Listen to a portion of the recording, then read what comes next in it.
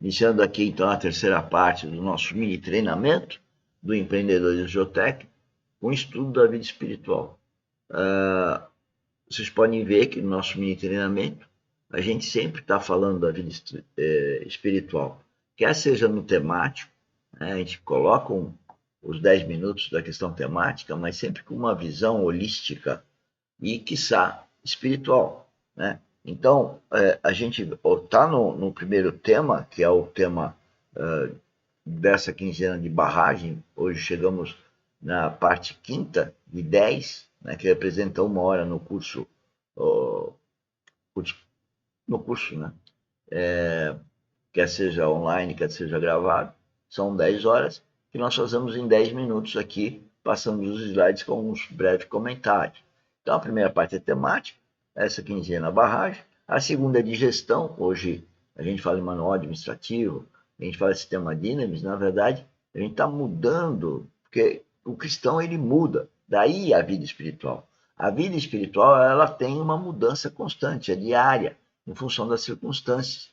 Então, as circunstâncias vão talhando, vão moldando o cristão, né? E é isso que a gente integra, não só aqui na academia, com esses mini treinamentos e outras atividades estão todas descritas no vídeo, mas em todos os vídeos da academia, cujo endereço é Engenheiro Mauro Lozano com Z, tudo junto, mas também lá temos vários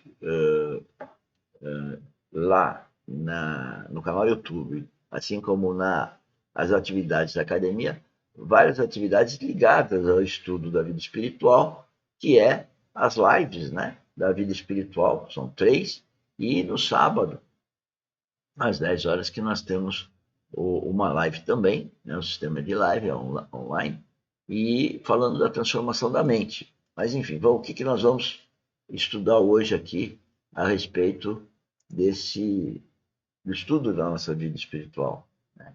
E eu faço aqui, eu mesmo estou estudando, né? Eu mesmo estou treinando, porque o treinador ele também treina, né? É interessante isso. Mas vamos lá.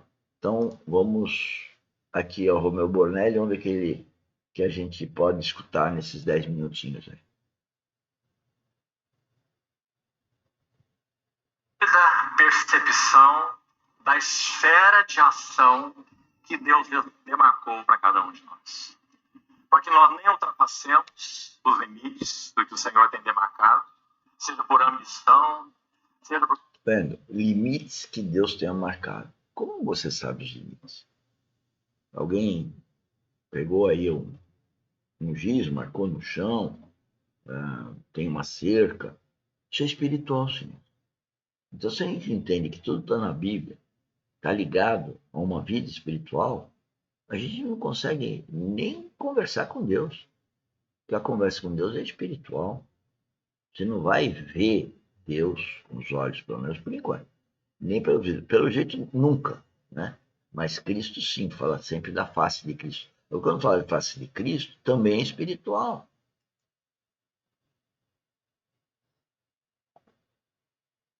Porque queremos dar passos maiores do que nossa fé, seja porque estamos indo além do encargo que o Senhor nos tem confiado, e nem por omissão.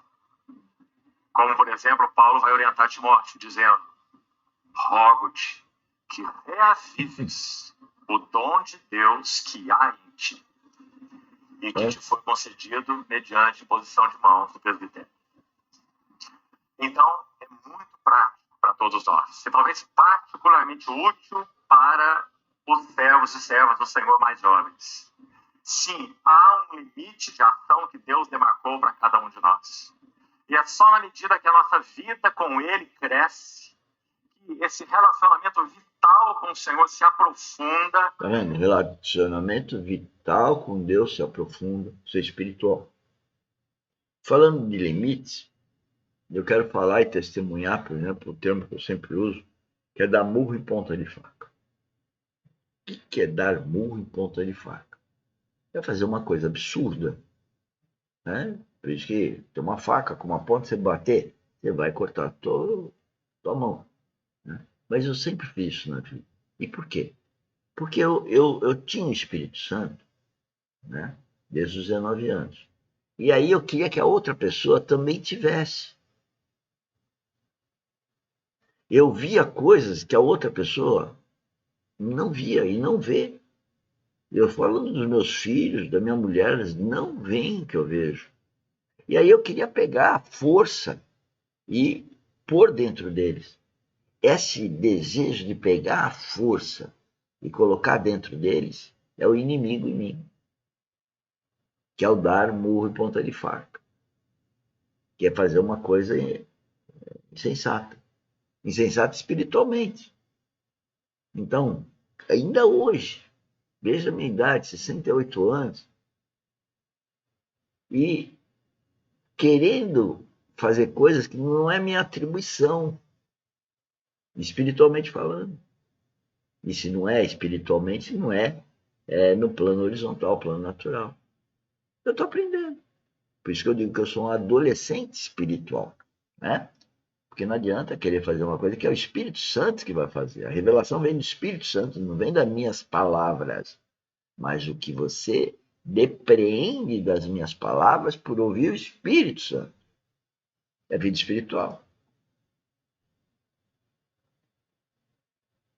Realmente é que nós iremos ter designado em nós, pela ação do próprio Senhor, pela testificação do Espírito no coração de outros, inclusive, qual é a esfera de ação que o Senhor tem concedido a cada um de nós.